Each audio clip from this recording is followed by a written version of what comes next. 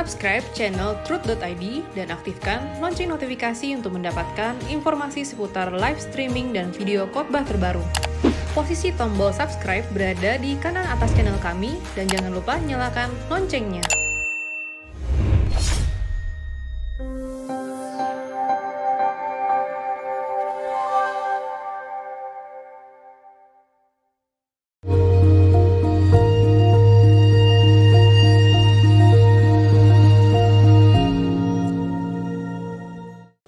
Shalom saudara, episode 117 Anda bertanya Alkitab menjawab dari wanita usia 23 tahun di Solo 0818 0500 7 dan seterusnya. Salam Om Eras, saya perempuan usia 23 tahun. Saya mau minta pendapat tentang peristiwa dalam Markus 9 ayat 38 dan 40 dan perkataan Yesus di Matius 7 ayat 21. Sedangkan di Matius 7 ayat 22 sampai 23 Yesus menolak dan tidak mengakui orang yang bahkan telah mengadakan mukjizat dan mengusir setan dalam nama Yesus. Tentang hal ini apakah benar? Kalau saya menangkap maksudnya adalah pembuat mukjizat di Matius 7 ayat 22 sampai 23 adalah orang yang sebenarnya berpotensi melakukan kehendak Bapa, bahkan diberi kepercayaan melakukan mukjizat, tetapi mereka justru memilih terus-menerus tidak melakukan kehendak Bapa. Benar sekali. Ini kelompok orang yang jelas mengatakan dalam namamu kami mengusir setan, dalam namamu kami bernubuat, dalam namamu kami mengadakan banyak mukjizat. Jadi berpotensi untuk melakukan kehendak Bapa. Tetapi kenyataannya malah berbuat jahat. Ya.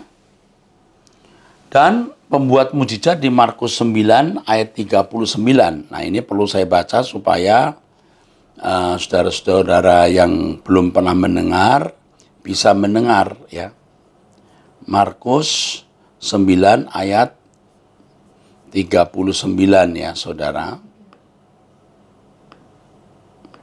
Bunyinya begini, ya.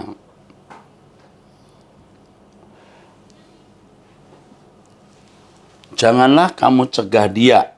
Jadi ketika murid Yesus bertanya, Guru, kami lihat seorang yang bukan pengikut kita mengusir setan demi namamu. Lalu kami cegah orang itu karena ia bukan pengikut kita. Tapi kata Yesus, jangan kamu cegah dia, sebab tidak seorang pun yang telah mengadakan mukjizat demi namaku dapat seketika itu juga mengumpat aku. Lalu ditambahkan, barang siapa tidak melawan kita, ia ada di pihak kita. Ya. Nah, di sini kita melihat atau menemukan pada zaman itu ada orang-orang yang percaya dalam nama Yesus, setan bisa terusir. Dan orang ini tentu tidak mudah kemudian mengutuk atau melawan Yesus. Jadi berpotensi ya untuk menjadi orang baik. Juga suatu hari berpotensi untuk menjadi pengikut Yesus. Tetapi kalau orang sudah mengikut Yesus, sudah mengusir setan, bernubuat dan mengadakan banyak mukjizat demi nama Yesus, lalu kelakuannya jahat, itu orang yang pasti sudah tidak punya lagi kesempatan untuk menjadi baik, kecuali bertobat. Ya. Kecuali bertobat. Dan orang-orang ini bisa sampai pada taraf menghujat Roh Kudus. Jadi begitulah penjelasan saya, Tuhan memberkati. 0815 1688 dan seterusnya wanita usia 22 tahun. Halo Pak Eras, saya wanita umur 22 tahun, kuliah. Saya mau nanya mengenai perkataan Paulus, I suffer not a woman to teach, she must remain silent. Apa konteksnya ya? Membuat saya bingung.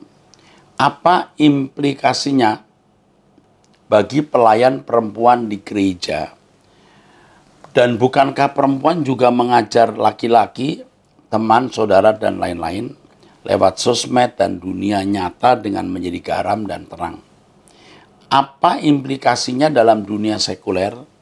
Saya seorang mahasiswi di mana saya sering harus memberi presentasi akademis di depan dosen dan teman-teman, baik laki-laki atau perempuan.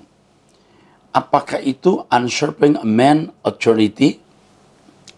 Usurping maksudnya, a man authority. Terima kasih untuk jawabannya Pak Eras. Ya.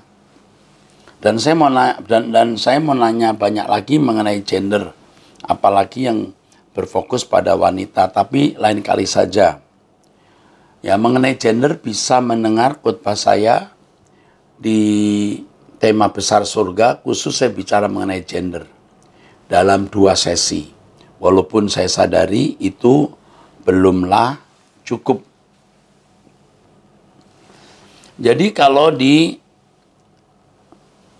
pernyataan Paulus bahwa ia tidak merekomendit wanita untuk mengajar, ini bicara dalam konteks budaya waktu itu, budaya patrilineal di mana wanita tidak memiliki tempat yang sejajar dengan pria. Dan khususnya menjadi pengajar dalam sistem pendidikan yang ada waktu itu. Gambaran yang mudah adalah seperti sekarang ada madrasah, ya, ada pesantren. Nah, orang-orang Yahudi itu memiliki tempat-tempat semacam itu, saudara. Ada sinagog-sinagog, ada tempat-tempat di mana murid-murid diajar. Dan di masyarakat patrilineal, laki-laki yang dominan. Jadi kalau perempuan kurang diterima.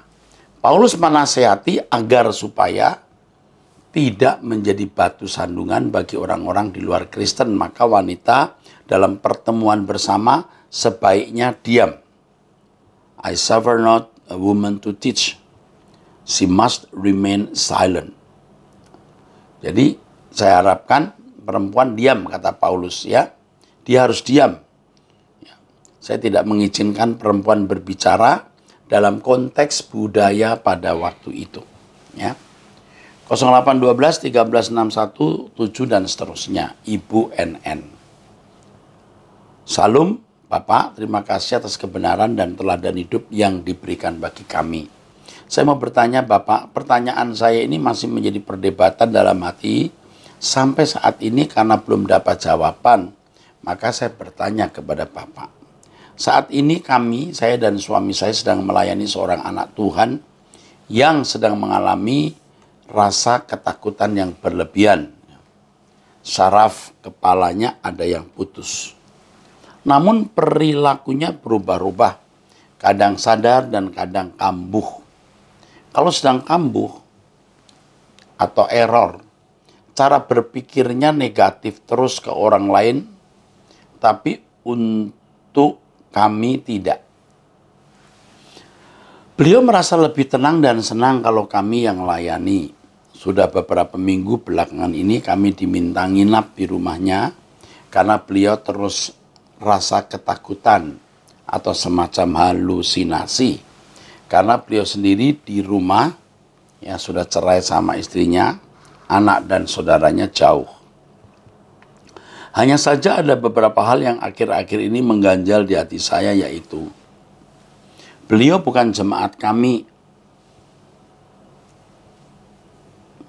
Beliau jemaat gereja lain, sedangkan kami itu GSKI. Dan kami tidak mau membuat pendetanya tersinggung. Kalau masalah ini mestinya tidak perlu harus diperkarakan dengan gembalanya. Karena ini orang sakit, ya. Jelas semua orang dipandang negatif, saya kira termasuk pendetanya. Demi keselamatan orang tersebut, jangan pertimbangkan hal ini. Ketika kami disuruh nginap di rumahnya, waktu tidur kami terganggu. Karena selalu kalau penyakitnya kamu itu di atas jam 12 malam, dan beliau selalu membanguni kami untuk berdoa dan menemani beliau. Saya khawatir ini bisa kuasa kegelapan. Ya. Nah, kalau kuasa kegelapan, itu ciri-cirinya biasanya ya ada suara-suara, ada penampakan, ada bau, ya bau sesuatu harum, bisa kadang-kadang malah bau busuk. Lalu ada benda-benda seperti beling dan lain-lain yang aneh muncul di rumah. Atau ada binatang, biasanya binatang kelelawar atau kupu-kupu. Walaupun ini tidak mutlak ya, kadang-kadang kupu-kupu juga masuk rumah. Lalu yang terakhir ada perasaan tidak damai, merinding, takut. Nah ini biasanya ada unsur-unsur kuasa gelap atau unsur teluh tenung. Nah ini perlu diperhatikan, tapi saya tidak memastikan loh. Ya, bisa saja memang ada persoalan di dalam sarafnya.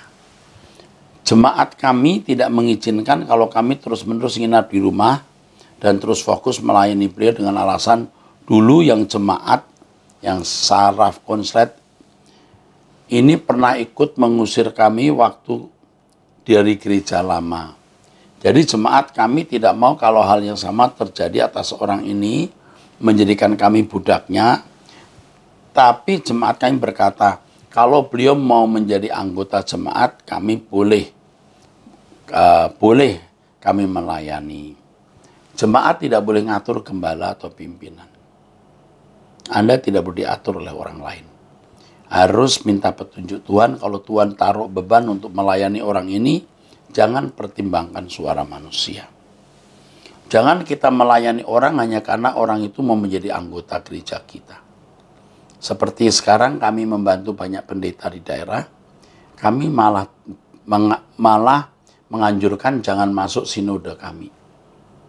Ya, jangan nanti orang berpikir kami mau menarik orang menjadi anggota sinode kami atau mensinodekan pendeta atau gereja lain. Ya. Jadi kalau tidak menjadi anggota gereja kita tidak masalah. Yang penting menjadi anggota keluarga kerajaan Allah.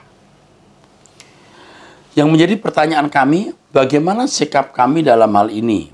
Di satu sisi kami hidup untuk melayani Tuhan, mengasihi sesama, dan sisi lain kami juga harus mendengarkan jemaat kami.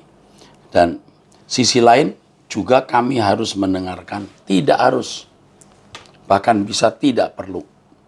Jadi bertanyalah kepada Tuhan dan minta petunjuk Tuhan. Nah, jemaat yang tadi menyarankan jangan, kecuali orang ini jadi anggota jemaat, jelas itu salah. Kalau sampai kemudian dia mundur gara-gara Anda melayani orang ini, dan itu sudah sesuai kehendak Tuhan, jangan takut. Ya, makasih.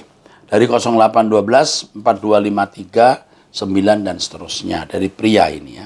Umur nggak dicantumkan, mestinya dicantumkan. Salam Pak, bolehkah saya minta solusi Pak? Begini Pak, saya memiliki cita-cita menjadi TNI, tapi untuk mencapainya banyak kekurangan dalam diri saya Pak, termasuk tinggi badan saya. Tapi cita-cita ini terus ada dalam pikiran saya Pak, apa yang harus saya lakukan Pak? Yang Anda lakukan membuang cita-cita jadi TNI itu. Seandainya tinggi Anda mencukupi, belum tentu juga Anda diterima. Kalaupun diterima, belum tentu Anda juga lama jadi TNI. Bisa sakit, bisa kecelakaan, bisa diskualifikasi karena kesalahan. Hidup ini serba tidak menentu. Apalagi Anda memiliki tinggi yang kurang. Mulai sekarang, putus, jangan mimpi jadi TNI. Ya. Ya. Sekarang jadi mendingan menjadi tentara Tuhan, ya. Kerajaan surga TTKS, ya. Tentara Tuhan kerajaan surga, ya. Oke? Oke, cukup. 0877 11564 dan seterusnya. Pria NN juga nih. Mestinya diberi umur ya. Salam Pak Erastus, saya seorang suami yang memiliki seorang istri di mana sedang mengandung. Ya. Saya sedih dengan sikap istri saya yang selalu tidak bisa menghormati, menghargai, dan mengerti posisi saya sebagai suami. Sering sekali istri saya mendiamkan saya tanpa sebab yang jelas dan marah ke saya atas sesuatu yang dia tidak tahu dengan jelas dan marah ke saya karena tuduhan sepihak. Saya jujur telah menghadapi istri saya yang seperti tidak tahu penderitaan batin saya. Hampir 80% beban pikiran saya dalam menyangkut istri saya dan anak kami yang ada dalam kandungannya. Maaf, istri saya seorang Katolik. Kami sudah hampir 3 tahun menikah dan saya bukan orang fanatik karena Tuhan Yesus tidak mengajarkan saya untuk fanatik. Apa yang harus saya lakukan untuk menghadapi istri? Terima kasih, Pak. Satu kata saja, kalau Anda nurut saya ya, diam. Dengan perubahan hormon karena mengandung ini bisa saja terjadi sikap-sikap seperti itu. Tapi demi keutuhan keluarga, demi keutuhan rumah tangga, demi bayi dalam kandungan, diam. 80% Anda terganggu, Anda punya jiwa terbebani. Kenapa harus terbebani? Lepaskan saja. Jangan menuntut orang menjadi seperti yang Anda inginkan. Salah satu kausalitas mengapa kita tertekan adalah menuntut orang menjadi seperti yang kita ingini. Itu. Jangan menuntut istri menjadi seperti yang Anda ingini. Ingat, hidup ini singkat. Ya. Kita tidak tahu berapa lama sih kumpul dengan pasangan hidup karena segala sesuatu bisa terjadi di luar prediksi kita. Jadi, keadaan ini akan menyempurnakan Anda, sungguh. Makanya ikut-ikut bahasa terus ya. Kita mengejar kesucian, pindahkan hati ke langit baru, bumi baru, dan hidup dalam tanggung jawab. Tanggung jawab terhadap istri, tanggung jawab terhadap pasangan hidup maksudnya ya. Begitu. Nah, saya kira itu cukup ya. Tanggung jawab terhadap pasangan hidup menyangkut anak dalam kandungan, tanggung jawab terhadap orang tua, terhadap mertua, dan lingkungan besar. Diam, dan belajar Anda menguasai diri dan mengendalikan diri. 0895 0888 dan seterusnya. Salam Om Eras, saya ingin bertobat, tapi saya masih terkadang bisa terseret ke duniawi. Saya ingin bertobat dan jalan menurut jalan Tuhan, karena kita tidak akan tahu sampai kapan kita di dunia. Saya tidak ingin menyesal selama hidup dan sesudah mati nanti. Bagaimana caranya agar saya bisa tidak akan tergoda untuk terseret ke dunia lagi? Karena saya tidak ingin berdekap dalam dekapan. Karena saya tentu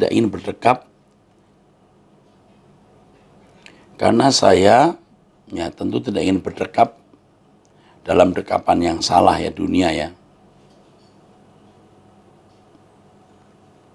Jangan karena ada dalam dekapan Yesus, karena sudah tidak ada jalan keluar lagi.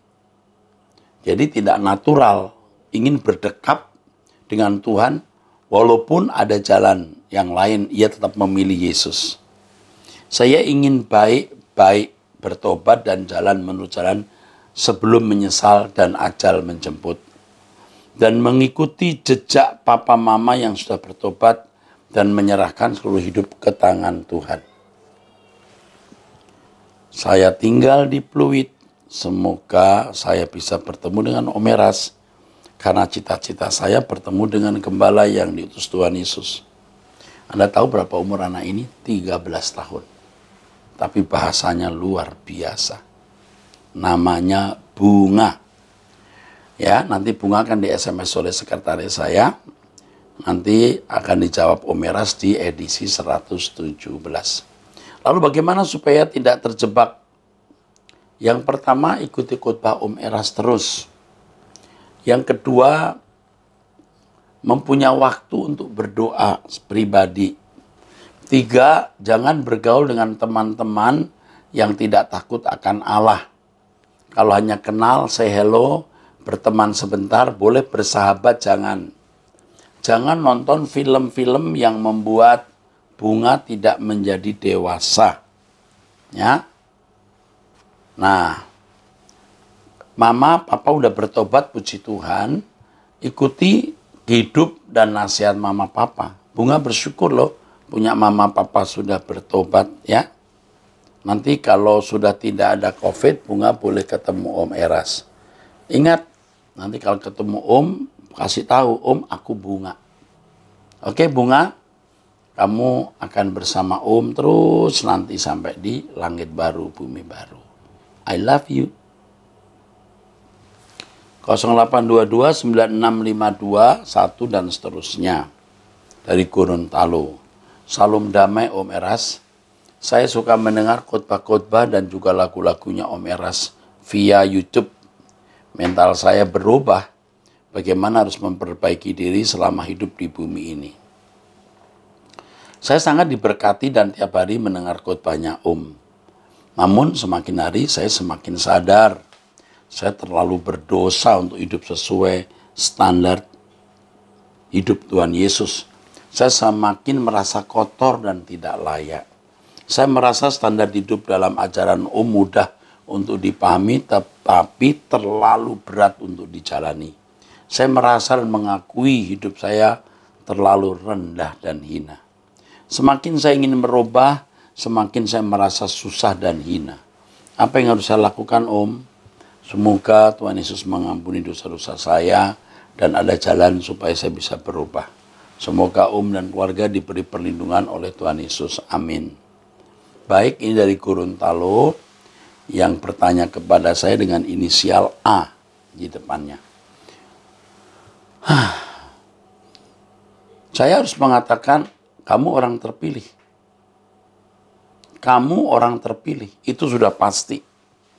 Kamu orang yang terpilih untuk menjadi kekasih Tuhan, mempelai Tuhan, anggota keluarga kerajaan surga. Merasa kotor, hina, ini justru mekanisme dan signal dari orang yang benar-benar sedang berurusan dengan Tuhan atau paling tidak sedang dilawat oleh Tuhan.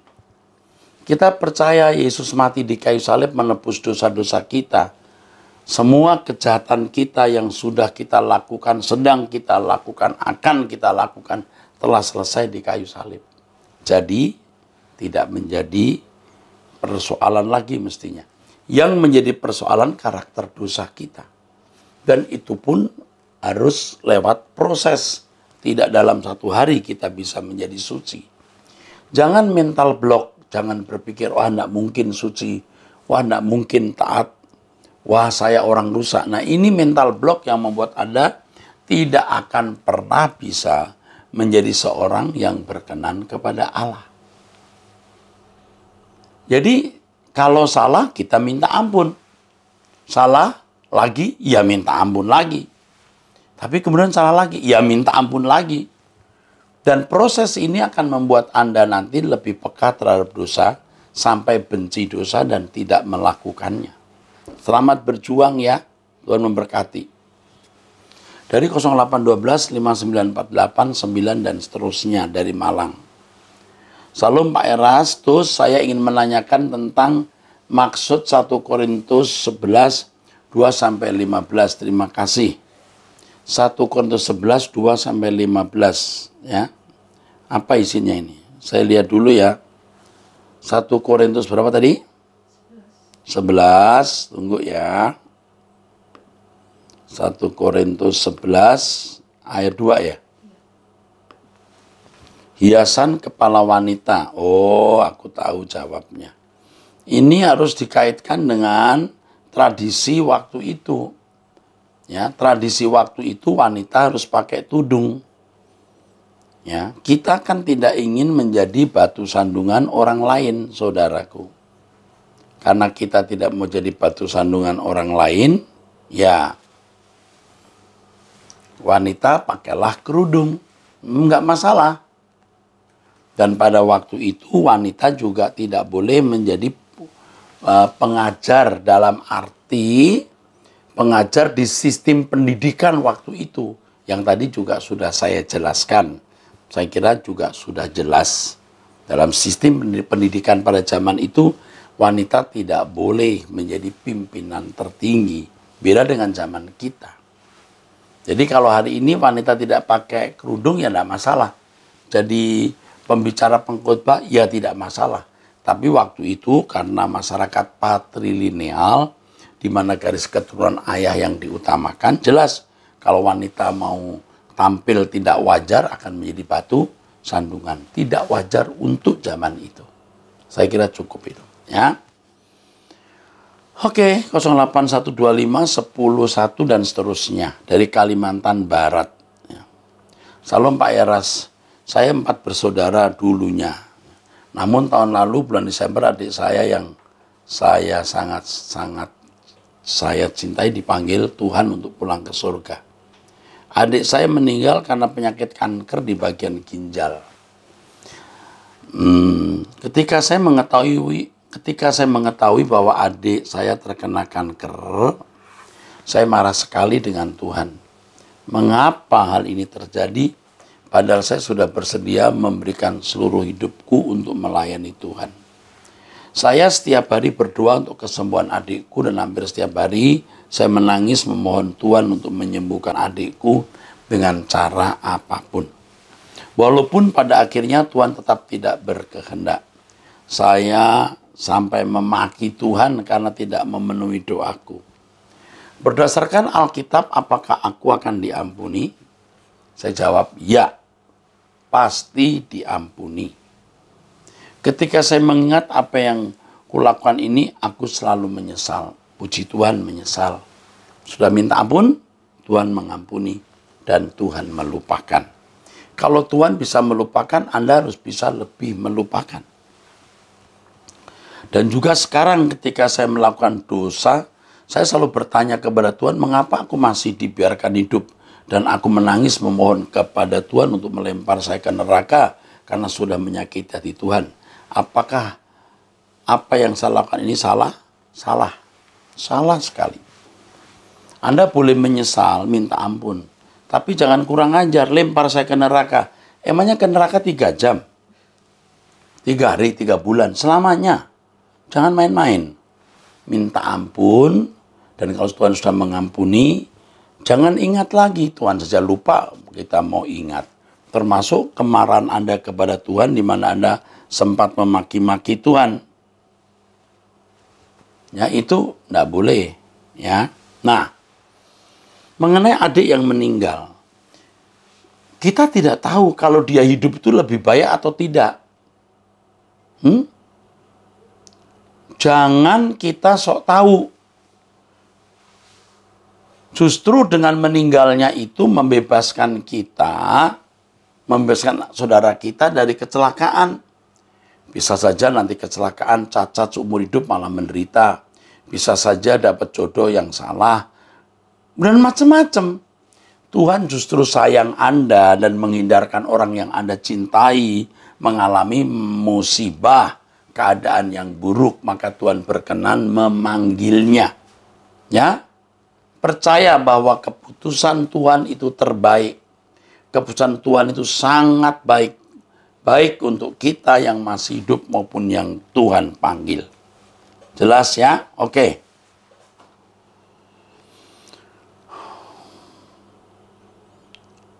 Kembali kepada yang bertanya ini, Kalbar ini usia 17 tahun. Ayo dengerin khotbahnya YouTube Om Eras ya. Ayo bareng Om Eras kita ke surga. Ya, lupakan apa yang sudah terjadi dan percayalah itu mendatangkan kebaikan. Kita tidak mengerti tapi kita bisa percaya. 0822 8544 7 dan seterusnya. Salam Pak Eras yang kami hormati, kami kasihi, kami kagumi. Bagaimana tidak lewat khotbah dan lagu yang Bapak ciptakan, semakin hari kami semakin ketakutan kalau kami tidak diterima Tuhan ketika kami meninggal. Gambar orang nangis. Pernah seketika saya coba nyanyikan lagu ciptaan Bapak. Aku harus sudah mengakhiri jalan hidup, ya, kewajaran dunia sebelum waktu berhenti, ku berbalik kepada Tuhan. Dia nyanyi dengan keyboard dan saya posting di Facebook dengan liriknya sekalian di attach. Ya betul ya, di attach. Ya, ditantumkan sekalian gitu maksudnya. Langsung kerabat saya yang jauh pada komen nanya kabar saya, kamu sehat-sehat, kamu baik-baik. Mungkin karena kata-katanya seperti kata perpisahan. Pengetahuan saya tentang chord lagu sangat terbatas dan banyak lagu-lagu ciptaan Pak Eras belum ada chordnya di internet. Bagaimana kalau semua lagu ciptaan Bapak itu dibukukan dengan chordnya, Pak? Semisal chord lagu pujian, penyembahan plus not angka. Udah sih, karya Pak Erastus. Terima kasih banyak Pak Eras. Kiranya Tuhan Yesus memberkati Bapak dan keluarga selamanya. Oke, ini ide yang bagus ya.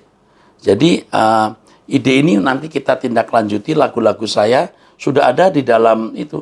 Tinggal dilempar, chordnya juga ada, notnya juga ada. Oke, ini siapa yang nanya ini? Makasih ya. Saya akan masukkan di itu. Akan saya masukkan di YouTube. Oke, terima kasih.